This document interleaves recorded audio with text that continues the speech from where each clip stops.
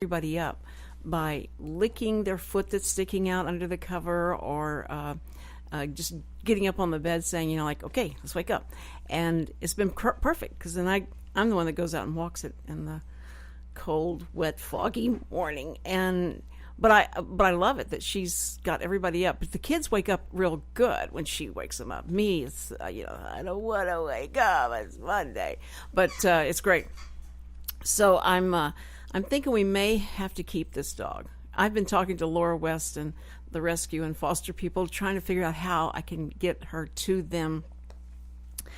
But it gets pretty complicated. Not real complicated, but just complicated. And then the kids, I just don't think they're ready to let her go. So anyway, she's becoming more endearing into our hearts, and you know what that's like. But the problem is that we have allergies to the dog dander, and I don't know how you get rid of that, except go take shots, and I don't think that's in the cards. So anyway, hopefully the body will just adapt and go like, okay, so if you're going to have this dog, this dander's going to be here, we're going to have to figure out how to get over it. That's my impression. Everybody's going, probably listening, going, no, you're going to have to go to get shots and stuff. But it's Monday morning, and you know what Monday morning means? Monday morning means that my old friend... What part's old? Okay, my good friend, Lieutenant Bob Berry of the Conroe PD, is here with us. And then next half hour we will be talking to Jimmy the C. I woke him up, made sure he was awake and ready to go, and told him I want to talk about Peyton Manning and the Rockets and some things like that. So we're going to be talking about that in the second half hour of the show. And I know that everybody has something that they did and this weekend that was fun. And I saw Zootopia. I took the kids to go see Zootopia. Now, Zootopia, for you, if your grandparents out there are parents of children that love to go see cartoon movies, and you haven't seen this yet, it is really, really, it's so cute. It is about, it's in the future, in this community of animals have evolved in taking on the humans' characteristics. And so it's their life, and everything that happens is things that would happen in our world, and they talk and they reason and all that through like humans do. And it was really good. It was really funny, and the kids were very entertained, and I was able to eat my popcorn and not feel bored or anything. It was good. But and it was terrible because I brought more in this time. I brought cheese, and this really good Gouda white cheddar cheese, and grapes and crackers and things like that in there, because I can't have the candy. I eat the popcorn, but I can't have the candy, and so I have to bring things to substitute for that it's terrible.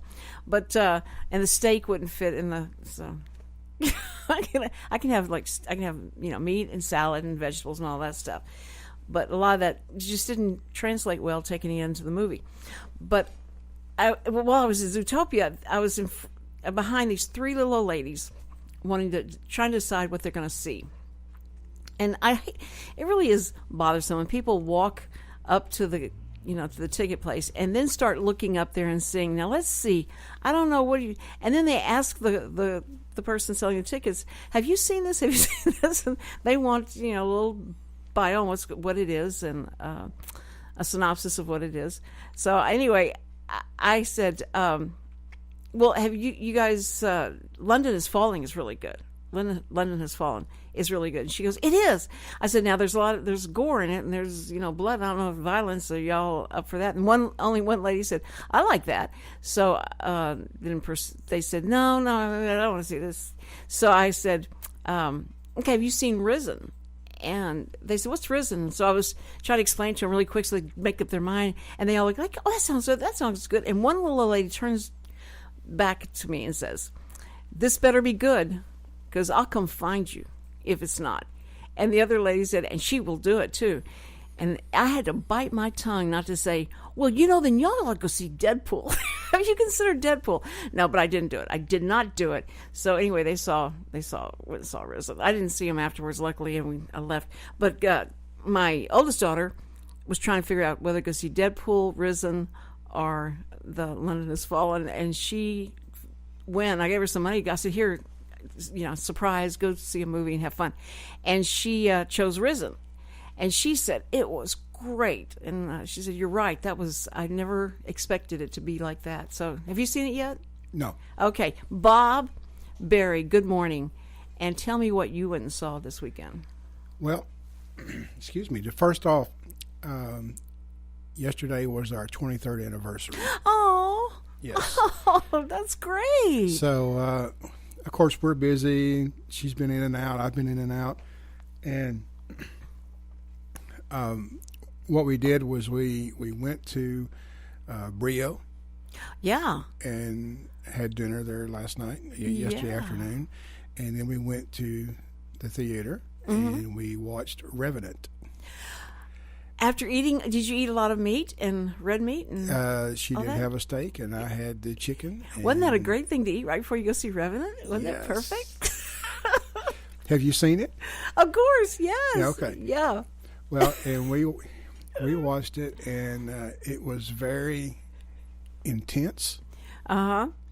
And, yes, it was. It was a very good movie, and it was very intense. It is a very long it is. movie as well. It is. But it was good. But you'll stay there. You got to find out what you're happens. not leaving, no. You're not going to go. No. And so we had a good time. So good. Enjoyed. Well, now you know what they were talking about. That's what I always wanted to see the movies quickly, because people that have seen them want to talk about them, and they'll talk to each other about them, and then I'll either find out too much or I don't know what to what to think about it. But I loved Revenant because it was just so well done. Do you not agree with me that Tom Hardy, the bad guy in it, did so much better an acting job? I mean, he had to evoke a lot of emotion and did a lot of dialogue, where as opposed to Leo DiCaprio, who it was more grunting and and physical things. But I love that guy. I thought that guy was great.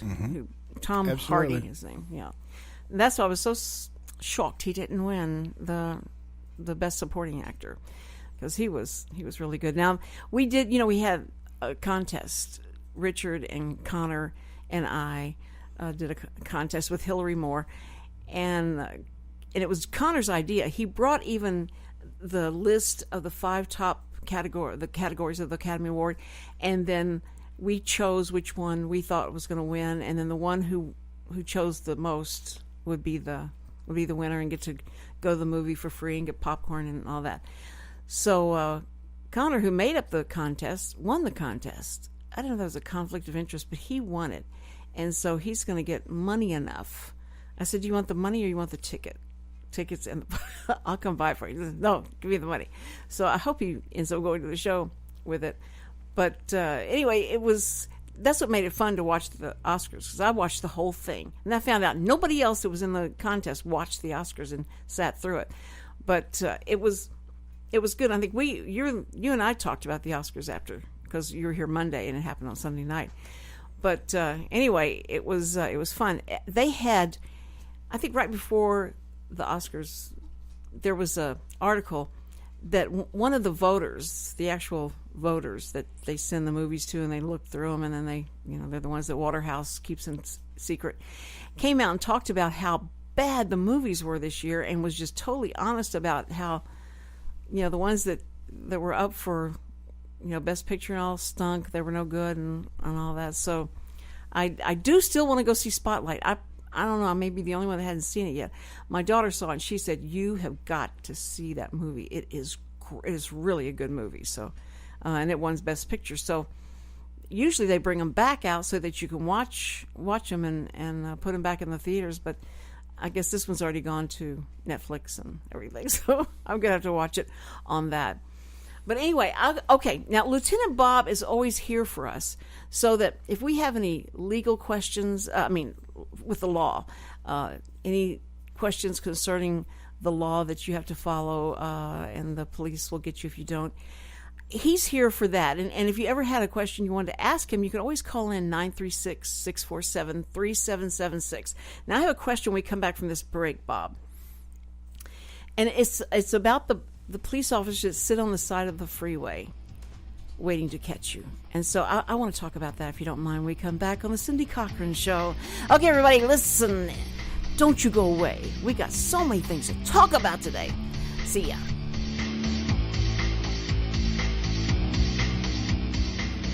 Did you know there are more than 790 abused and neglected children currently in foster care in Montgomery County? Will you help make a difference? I'm Allie Stevens with Casa Child Advocates of Montgomery County. We train and support volunteers to be the voice of children in the foster care system. Kids removed from their home because of abuse and neglect, and we need volunteers just like you to advocate for these children. To learn more about becoming an advocate, please visit CasaSpeaksForKids.com. That's CasaSpeaksForKids.com. In a world where everyone with a smartphone is a photographer, unique images still stand out in local newspapers, magazines, and on the internet. Writer and photographer Brad Meyer has gained a reputation for innovation and quality, specializing in an editorial approach to portraits and event photography. For information, visit bkmeyer.com or call 281-221-4812. Howdy, folks. Cable Smith, host of the Lone Star Outdoors Show, inviting you to join me Saturday mornings from 7 to 8 on Lone Star Internet Radio for Texas' premier hunting, fishing, and outdoor talk show. So pour yourself another cup of coffee and pull up that stool a little closer to the old campfire, because if you can catch it or kill it in Texas, we're going to talk about it. That's right. Bucks and ducks, gobblers, monster bass, redfish, trout, and a whole lot more. Plus, you never know what outdoor celebrity is going to drop by, from Phil the Duck Commander Robertson to fishing legend Bill Dance or everybody's favorite uncle Ted Nugent. Heck, we might even mix in an interview and hear some brand spanking new Texas music from one of your favorite Texas musicians like Robert Earl Keen, Brandon Ryder, or the honky-tonk kid himself, Aaron Watson. Loved or hated but never ignored, it's the Lone Star Outdoors Show with me, Cable Smith, Saturday mornings from 7 to 8 right here on Lone Star Internet Radio on irlonestar.com. The East Texas Dream Center is in need of your help. We are a nonprofit Christian organization that houses women and children who are trying to get their lives back after being homeless, abused, or addicted. We are conveniently located at 301 South 1st Street, Conroe, Texas, 77301, right here in Montgomery County. Our needs are financial, and every needs of gasoline, cleaning supplies, laundry soap, Lysol, and whatever else God puts in your heart. To help our ladies and children, please consider a donation. You may visit our website at www.easttexasdreamcenter.org. Again, so you don't forget, it's www.easttexasdreamcenter.org. Donations are tax deductible. Remember what Jesus said, with God, nothing is impossible. The Cindy Cochran Show, the first daily talk show serving Montgomery County.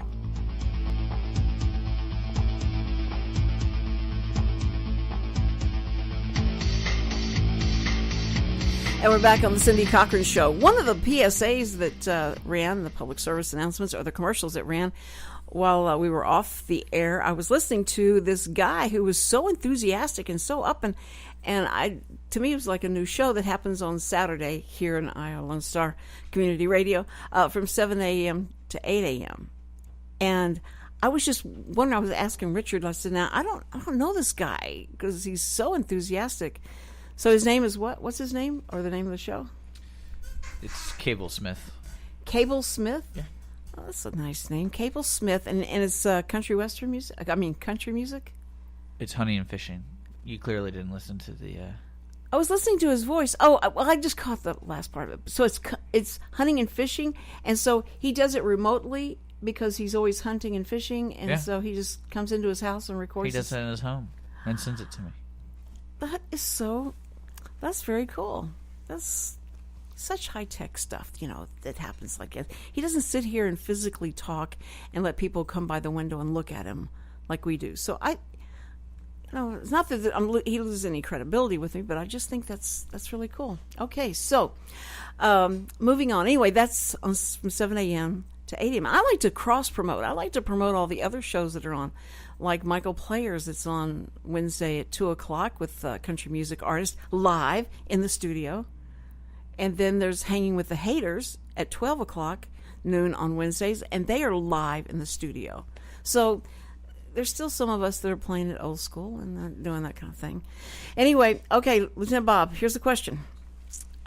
State trooper sitting on the side of the road, and I'm in a pack of cars, and I can't see. I haven't been able to see like down the road to see that he's sitting there, so that I could have properly slowed down earlier than I did. But and I'm being very transparent here. I shouldn't have been going that fast, but I was just going as fast as everybody else. Everybody else was doing it.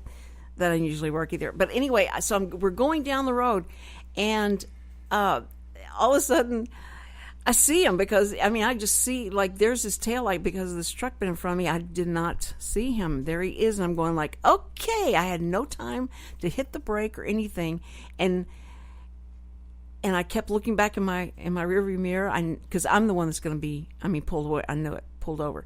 But he never moved. So then I thought, well, maybe he just gave a ticket and he's still doing paperwork, and that's what saved all of us. So my question to Lieutenant Bob is, he's sitting there, and a pack of cars that are all speeding, and there's like maybe 6 or 7 of us, and we all speed past the patrol car sitting there. Who will he go after? And what's he going to do? He's just going to, what? What will he do?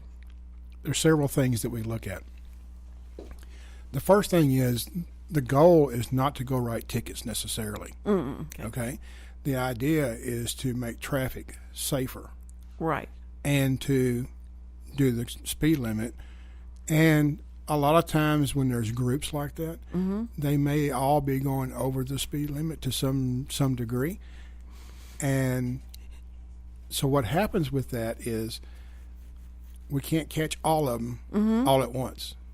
And typically you can't do but one at a time. It's very hard to do any more than one at a time. Okay. So if he comes up behind this group that's all speeding, and they all know they're speeding, they're all guilty, and his lights go on, does everybody start pulling over and going, it's got to be me because I'm the one speeding? Or Well, it's kind of like the bear chasing the runner. Okay? You got a bear chasing you. You don't have to be the fastest. You just have to be faster than the others. And so somebody's going to get it, okay? So the weakling are the one the smaller, this one that's going to be pulled over. And even though that's funny, the other side of that is a safety issue. Of course. If you have all those other cars that are coming and going, and he's sitting still, and you have to try to catch him, the one that are actually speeding, right?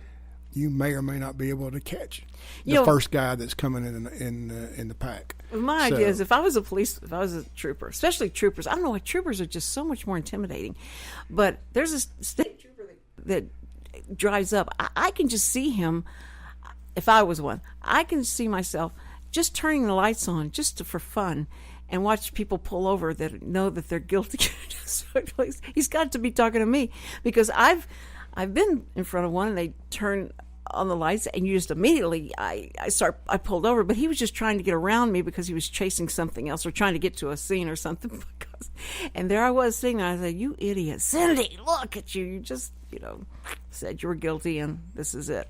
But I think occasionally have one that just you go in and you get right behind him, and you turn the lights on, and let's say he's going somewhere else for some reason, and he got his lights on. And I've actually seen some that'll actually just pull over to the shoulder of the road because they know they're guilty. That's what I'm saying. I did that. I did exactly that, and I sat there with Cindy, and he went on. But you're supposed to pull over, right? Anyway, you're supposed to pull over if they turn the lights on. It may not be for you. It may be for emergency reasons and stuff. And because we're on Calvary is a two-way street and long country road, and there's no place to pull over. There's nothing to pull over to. So he hits his lights, and I'm going like, I got to pull over because I don't want him to think I'm running or anything like that. But so I'm waiting to get to a driveway that I can pull into, and otherwise we're sitting on and we're blocking that whole lane. So is that correct? Will they think you're running if you don't stop immediately? Do you wave your hand at them and say, "Just a minute, I'll be right with you," or I'll stop where it's safe, or what? A lot of it has to do with what the officer is doing, because it could be that they're trying to pass you, and they just want to get around you, right? and you want to move over as tight as they can to get around you. And then sometimes it may be for you. Yes. Now, it's up to the officer to make the decision as to where we're going to stop. But how can he tell you? I mean, he's back there behind you, and he can't say, like, go down one more block and then take a right, and then we'll do that. Well, and we actually do that. We wait until we get to a place that, well, especially here in the city, it's pretty easy. Yeah. But there's a place that we know that they can turn off into a parking lot or whatever. Right. And so we wait before we turn our lights on, and then turn it on where we're safe, and we can get off the road. Okay. So we have to pick those places, and it could be a mile, but we wait or should wait until we get into a safe area. Yeah, because Calvary, there's like deep ditches. I mean, like once you pull over, you may tip over, and them having to rescue you out of the ditch. Typically, if they're coming at you on some road like that, they're trying to get around you. Okay. I always wish that was the play, but when he did go around me, he got in front of me and came back and talked to me. But anyway, can I ask another question on the same spectrum? Okay, sure. Since we have an officer here, what does it take for an officer to pull over somebody that's going too slow? Yeah, because like you said, it's all about safety and conditions on the road. So if everyone's going 80, that's considered. Like when I was going through driver's ed, basically they said the most important thing about entering a freeway is don't worry about the speed limit, worry about the flow of traffic. Correct. Because you want to follow the flow of traffic. Right. And oh boy, I hadn't heard that rule. Well, it's not a rule. It's just it's a safety precaution because you don't want to enter the freeway going 45 miles an hour where everyone else is going 80 because you're gonna stop the flow of traffic. You're gonna cause a lot of problems. And if you look at a lot of the loop, like say in Houston or freeways, there'll be signs that may say minimum 45. So when you get on that entrance ramp, you need to be doing pretty good. Example of that would be when you get on 105 and you're going north on the freeway, and there's that one lane, and it goes for a while, and then it lets you turn in the next left lane. So what happens is they want you to be able to get that speed to where you can move over into the rest of the freeway without somebody running over you. Okay. And so if you're going really slow, you could actually cause an accident. Well, right, but here's the deal. On 45, this corridor, 45, if people that are listening that don't live around here and that have never experienced that, I'm telling you, if you didn't have religion before, when you get on 45 and drive that area, you better have something. I mean, it's sad. You see so many people crossing themselves going like, I hope I make it through this, because 45 can be extremely dangerous. And I learned on 45 out near the Gulf Freeway. That's where I got my training on how to drive. And you get on 45, you better know. And going with the flow is pretty funny because they usually flow about 15 miles faster than what the speed limit is, to get where they're going. And you've got so many 18-wheelers with you and around you. So if you can drive 45, you can drive anywhere, I think. There's another issue with that is the lane that's next to you may not be able to move over to let you come on. So it's kind of a deal of where you have to look with what's coming, and you have to be going at a speed that's capable for you to get onto the other lanes. Yeah, and blend in. Yes, just like when you're leaving 105 going north, you should get in that lane and be able to get up to like at least 55. Yeah, but if some and guys move over into the other lane before that, and you see how many people are, it's a good lesson in grace. I don't have to let you in. I can still maintain my speed, and you just in it because you're going too fast coming up that ramp, and so you're just confident enough that I'm going to let you in. And so if I have the grace to go ahead, I'm going to back off. You don't deserve this, but I'm going to give it to you anyway.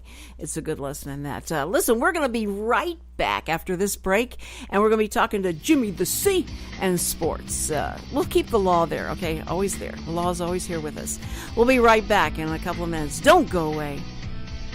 I'm Lieutenant Bob Berry with the Conroe Police Department, reminding you that texting and talking on the phone while driving are not only dangerous, but also illegal in school zones and other posted areas.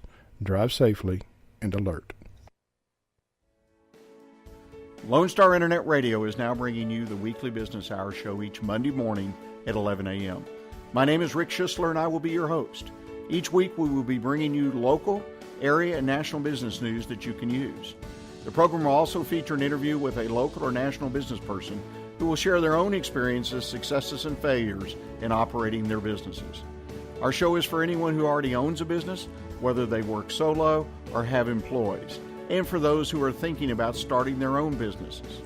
A bit of information about myself. Again, my name is Rick Schisler, and I am a Silver Fox advisor who has over 40 years' experience as a serial entrepreneur.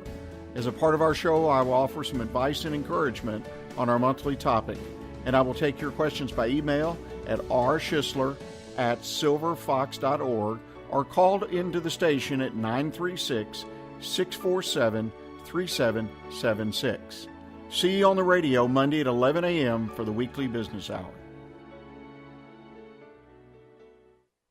In a world where everyone with a smartphone is a photographer, unique images still stand out in local newspapers, magazines, and on the internet. Writer and photographer Brad Meyer has gained a reputation for innovation and quality, specializing in an editorial approach to portraits and event photography. For information, visit bkmeyer.com or call 281-221-4812. Heaven's Army of Resources and Recreation Center is a 501c3 nonprofit organization featuring a 10,000 square foot building located at 19325 FM 1485 West, New Caney, Texas.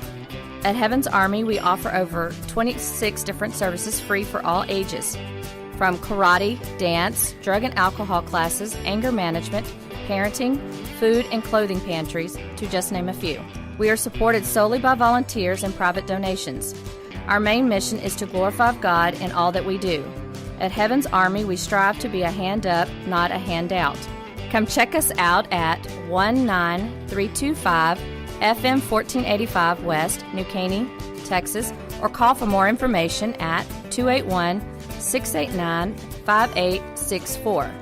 You may also learn more about Heaven's Army by visiting our website at heavensarmyofresources.com.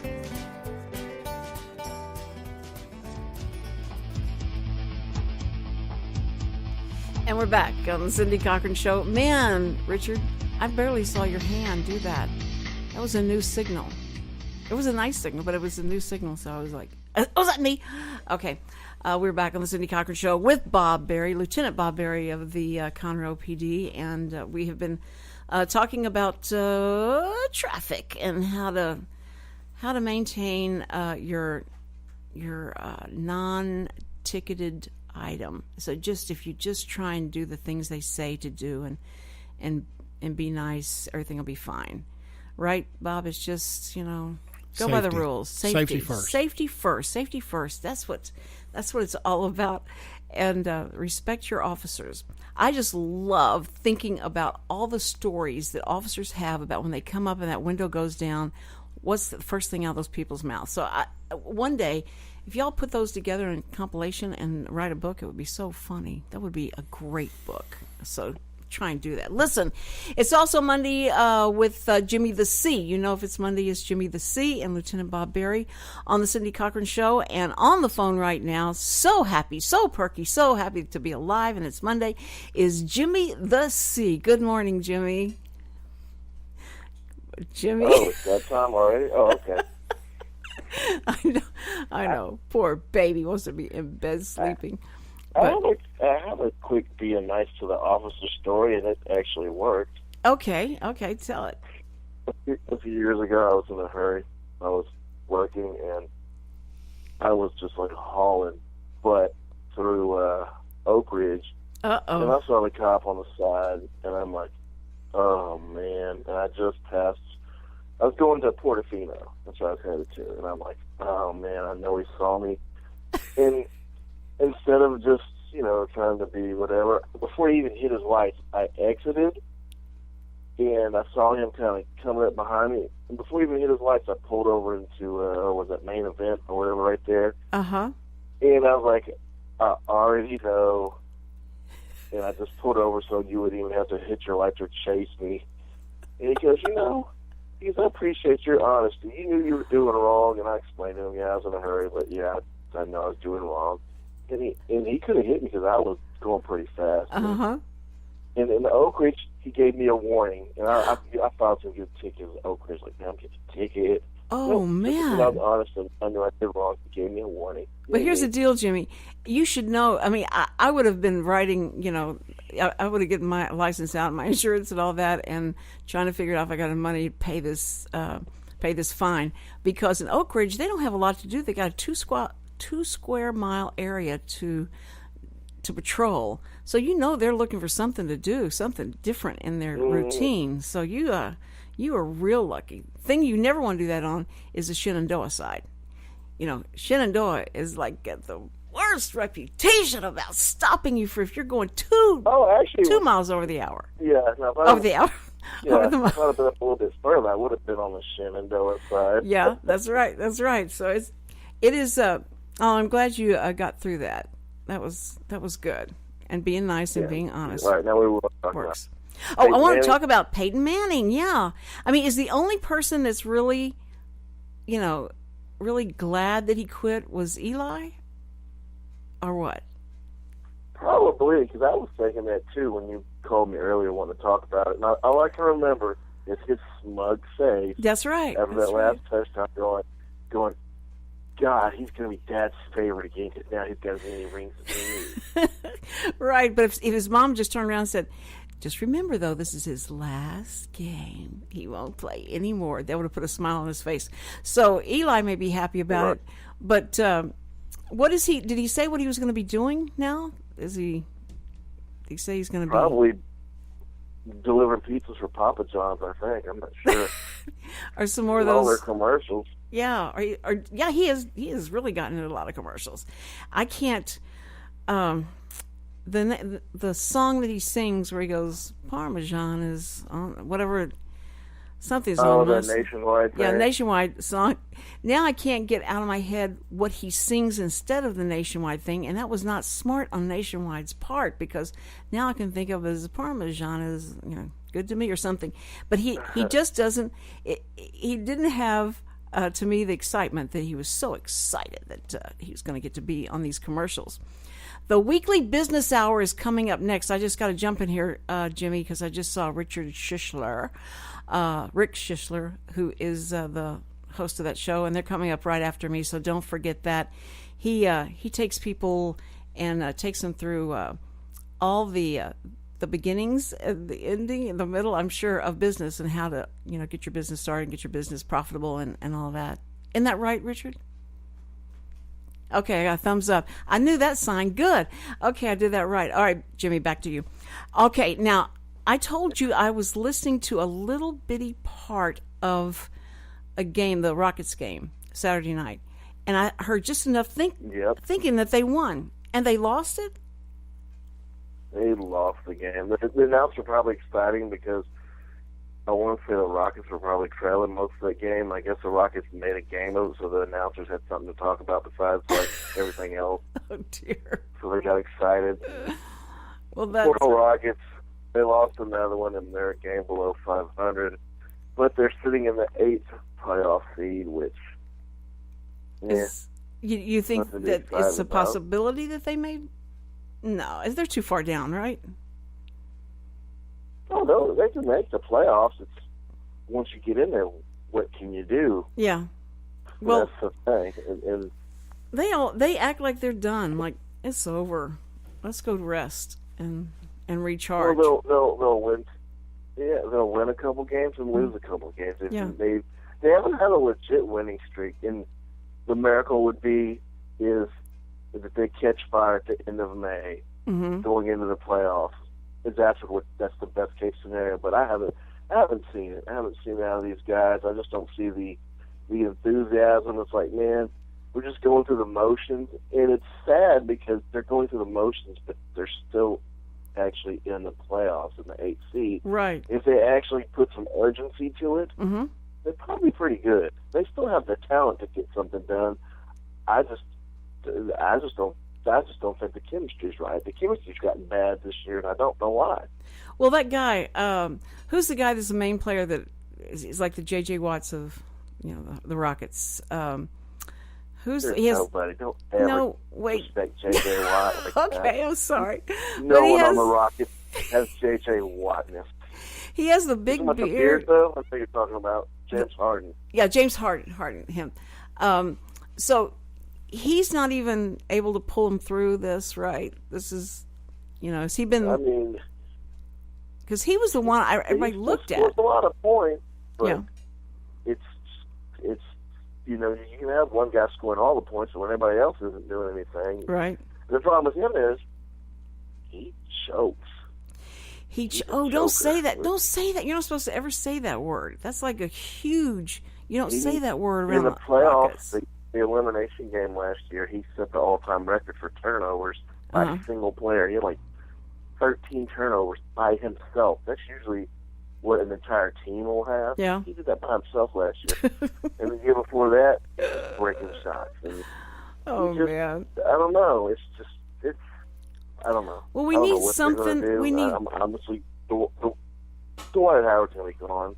Well, I don't know what they're going to get to replace him. Well, I just hope that the Astros do well. So we have to keep looking toward them. That maybe this will be their time, and we can look forward to that. Listen, there's nothing more of a shakeup as what happened Saturday in the primaries for the GOP. That's a huge jump, but Jimmy, as he stated so clearly, that he was a Cruz man, and so I know you were happy that Cruz finally won some states, and that he's doing really well. And but the big headline today is that Donald Trump shakes up the world order. That a lot of these people that are heads of these other countries around there are worried this guy's going to win, and what does that mean for them? Does this mean that our money may be cut off? Does this mean there may be harder restrictions and all? And so I think it's pretty funny. It is not embarrassing to me at all. I say, like, who cares what they think of their perception? It's going to be what, like finally USA is getting some kind of recognition. It may not be exactly what everybody wants, but it's like they're finally, sitting up and going, wait a minute, this isn't going to be the same old Obama administration where we can get away with a lot of stuff. We can send you all our people that we don't want. Wait a minute, what does this mean? So I'm kind of excited about that. Wait. Talking about sending everybody you want, they busted him at the debate the other night, flip-flopping on that thing. No. He brought him in. He brought him in, and he sent him back out. He brought him in. He went through the procedure. He did the green card thing, and then he sent him back out.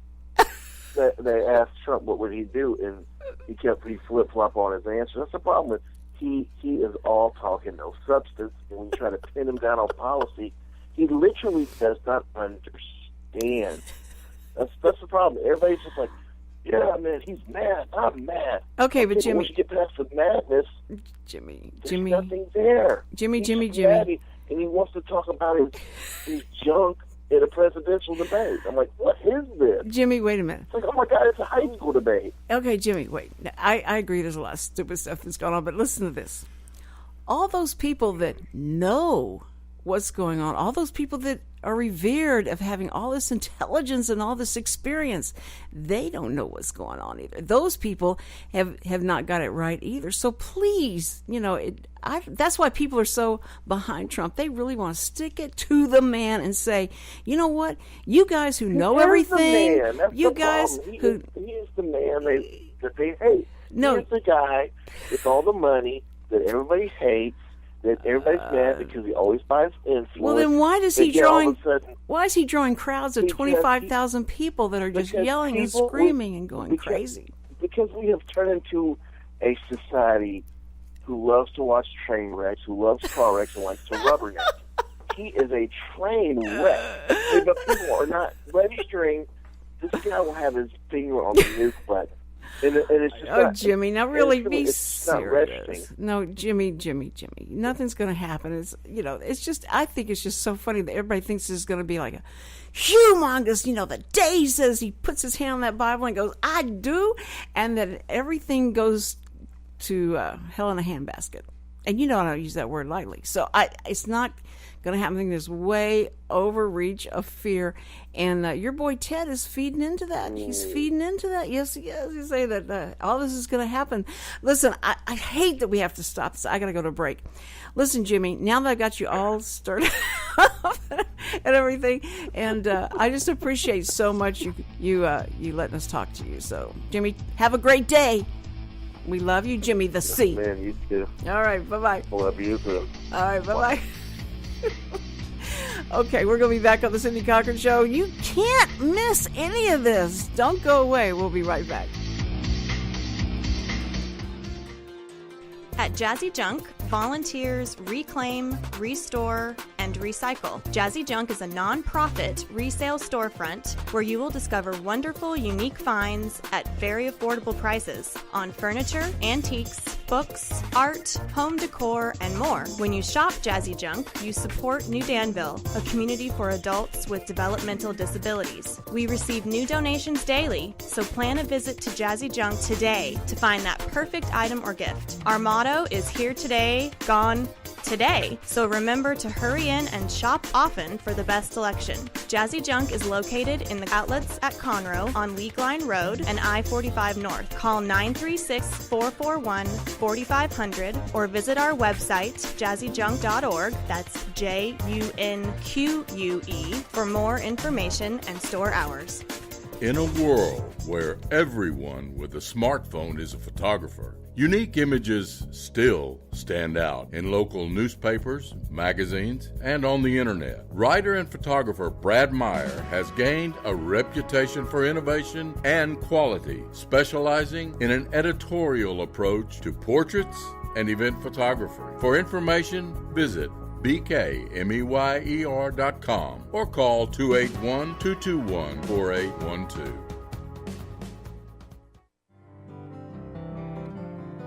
Tune in to Chamber Chat with your host, Courtney Galley and Samantha Good, with the Conroe Lake Conroe Chamber of Commerce, every first Tuesday of the month at 11 a.m. I'm one of your hosts, Courtney Galley. Samantha and I will chat about the Conroe Chamber's upcoming events and programs for the month. Relax with a cup of joe or your favorite drink for Chamber Chat. Doing business since 1985, Assistance League of Montgomery County is a nonprofit, all-volunteer organization where all proceeds stay in Montgomery County. Through our Operation School Bell program, we have provided new clothes to over 50,000 students in our county. Visit our thrift shop at 126 North San Jacinto Street in downtown Conroe or call us at 936-760-1151. Don't forget to like us on Facebook.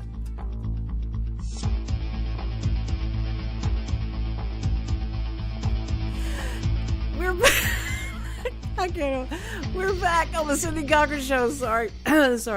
Bob just said something. Just as it's coming in, he points to me. Go. Like, I was getting ready to say something back. Okay. Listen, we got into this discussion since we were talking about the presidential candidates. And I started it. Yeah, I was just saying, I haven't seen a debate that the way I was taught that a debate is supposed to go. And I haven't seen one happen yet. There's really not been any of that yet. These have all been totally off the rule book of a debate. So, because when I took debate in school, my subject was, can a woman be president of the United States?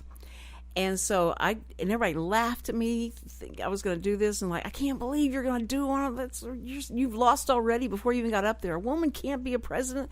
Some of the kids thought that it wasn't even legal for a woman to be president at that time. This was in 1965. So I did the debate, and I won that debate, but never in my wildest imagination about this was Hillary Clinton someone I was thinking about, that type of person as a woman No. Margaret Thatcher, yes. You know, I saw her and saw how she performed all that stuff. I thought, man, she could be president of the United States. But not Hillary Clinton. Not someone who's lied, totally caught in so many lies, but keeps getting away with it, or using the excuse fog of war, or I wasn't feeling it that day, or, you know, I didn't know that was the email that went out. And all the things that she's lying about now, it's just getting sickening. There's such a laundry list, and she's still on that debate, you know, stage with Bernie Sanders, and they're still she's winning states, and so it's that's scarier to me than Donald Trump ever would be in a lifetime. So I don't think I just don't know how somebody would want you know, like a woman be president in this sense, because I always thought a woman needs to be president because of she's much more understanding, her nurturing side of her. She'd have better discernment than a man, all this stuff I was going through. And then I got in the work field. And I grew up and started working. And I worked for probably 3 or 4, maybe 4 different women bosses, supervisors and all. And it was the worst experience of my life. I couldn't believe what went on and how you never knew what to expect the day you came in, how she was going to pounce on you about something or be mad about something and blow up at things. And this was I'm not generalizing too much, but I mean, I'm telling you, this is what went on with each female boss I had. And then I remember going into a place and the guy, there was a male boss there and it was fine. And then a woman came in and took his place. But the men are not that complicated, and they are usually just like one dimension, and so you know what to expect, like every day, you know, it's the same thing. So you either work around, you know, their idiosyncrasies or whatever, but they don't have the type of emotional roller coaster that you have to go through when you're working for a woman boss. Now, I know, please, before, you know, you start Facebooking me, I know there are exceptions to rules. And there are women bosses that were good. And I was a woman boss, and I had people under me. And I would tell them every day, feel so sorry for you that you're having to work for me. But because some days I'm going to be like, yeah. What? And it's not all about the day of the month kind of thing. It is just women just are, you know, do this. And it's true. And I'm probably making a lot of women mad. But I'm sorry. I'm a woman. I can say this. So Hillary Clinton, for one, being the one, and I see her on stage reminding me of so many of my bosses, just the way that she talks about things and the way she acts. And so I feel like working for a woman is totally, totally difficult. And if I had a choice and I was going to, which job I wanted to choose to be in, it would not be under a woman boss. Now, I don't know if you've ever experienced that or not, Bob, but have you ever worked, I mean, from the beginning, when you worked at McDonald's, did you ever work under, before you became a lieutenant in the police force? Did you ever work under a woman? No. You never have had a woman boss? Oh, I guess, is it because of just, you chose to be a policeman? There's more in this profession, male? There's less female supervisors than there are True. Male. It is pretty much a male dominated force. Yes. I have seen females that have been supervisors with other females, and it's worse than over another. No, I think you're right. I think it is. That's the dynamic that's weird. Is that the woman who's the boss and a woman that's the employee to that boss, and you have a harder time than if it was a male employee to the woman boss. And it wasn't as much as men finding it difficult to be subservient to them. It's just that the woman would placate to a guy more than she would, you know, a female. It was just weird. It was just a weird dynamic all the way around. Is that, like, you know, like a mother and a daughter is kind of that way. The mother and the daughter, their relationship is really strange in this way. Is that you can't get anything over on me. You cannot, because I know what you're doing. Your dad doesn't know, but I know what you're doing. So, you know, that doesn't work. At one point, I was a supervisor in patrol and working with men, the majority of men. There are some female officers. And that's one way of looking at it. And the things that we do and the things that we have to do. And when I got transferred over into another section, and I had 21 females. That you were over? Yes. Oh, man. And How'd that go? I had 4 supervisors, female, and the rest were all females in the same department. Wow. And so what happens is I had a rude awakening from working in patrol to working in support service type of issue.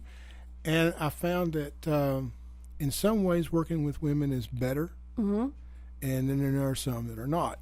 Oh, man. And so you never know what day it's going to be. But that's right.